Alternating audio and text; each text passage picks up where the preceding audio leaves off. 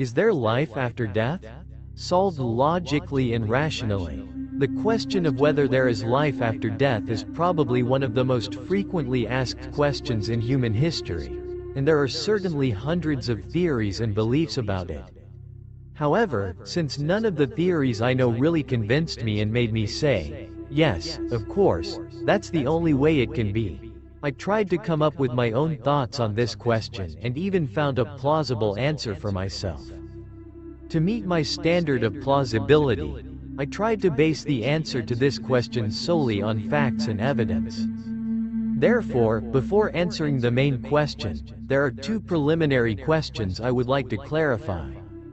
What forms of life must we distinguish to answer this question? And is there a soul? Regarding the first question, I believe we need to distinguish at least three forms of life.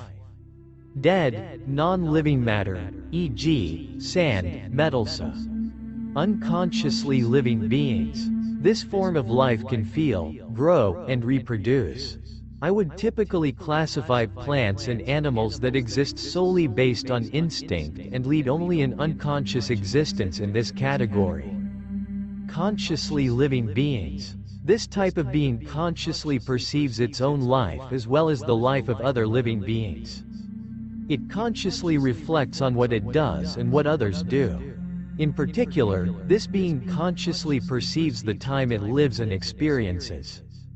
Regarding the second question of whether there is a soul, scientists have subjected animals and humans to tens of thousands of strange experiments, looking into every corner of the heart and every twist of the brain. But they have yet to discover a magical spark of a soul. Therefore, there is no scientific evidence that a soul exists. For this reason, I cannot consider the existence of such a soul in my theory here. So, now back to the main question. Is there life after death? When a consciously living being dies, life undoubtedly leaves that body. A living body consists of billions of cells that die after death and reconvert into a dead, non-living mass.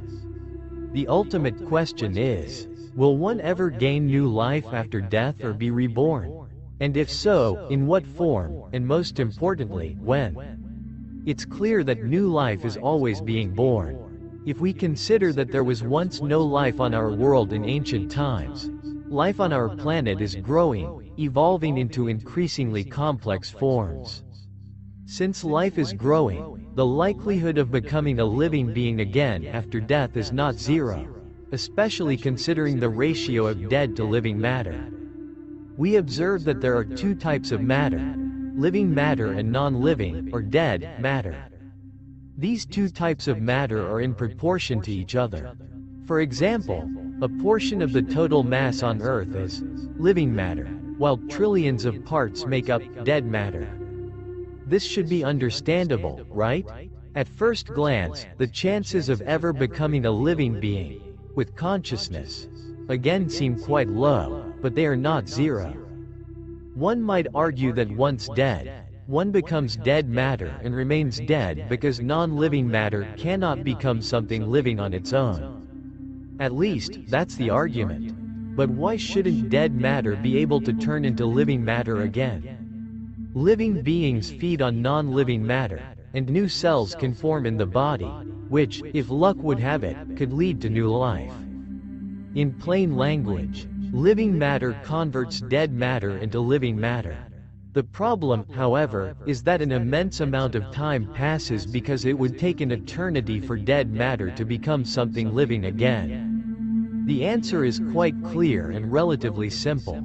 There is no concept of time for dead matter and unconscious life because these two forms cannot perceive time. Therefore, the probability that dead matter will become a living being with consciousness is balanced over time.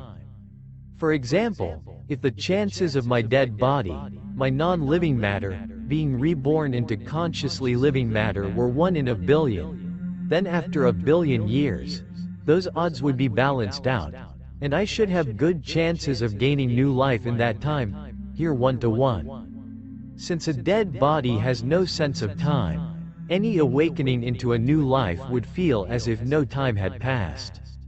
It would be like closing one's eyes for a moment and opening them in a new life. Another obstacle to life is whether life will even be possible on this planet, e.g., our Earth, after this amount of time. In my view, time is infinite, and all matter constantly changes over an infinite period, at the latest after the next Big Bang. Thus, all matter will always have the opportunity to be bound by a life and perceive time as living and conscious. Conclusion. For dead matter, time does not exist. Ergo, all matter that perceives time is alive, and this continues forever due to infinite time. It should therefore feel like we are immediately reborn into a new life after our death because dead matter does not experience time. This new life will certainly be in a different body, with a different consciousness, in a completely different time, and perhaps even on an entirely different planet in our universe.